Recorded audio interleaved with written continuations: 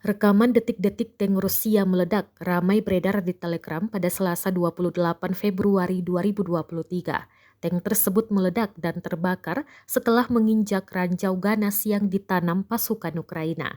Dalam keterangan unggahan disebutkan, iring-iringan tank Rusia yang merencanakan serangan berakhir nahas. Satu persatu tank Putin meledak setelah menginjak ranjau. Sayangnya, tidak dirincikan total kerugian dan pasukan Rusia yang dieliminir, termasuk lokasi penyerangan kali ini. Diketahui, perang skala besar Rusia-Ukraina masih terus berlanjut. Meski telah memasuki lebih dari setahun, kedua pihak tidak sepakat untuk mundur. Presiden Rusia Vladimir Putin mengatakan Barat terlibat dalam kejahatan yang dilakukan oleh Ukraina dengan memasok senjata ke negara itu dan bahwa tujuan akhirnya adalah untuk menghancurkan dan memecah belah Rusia.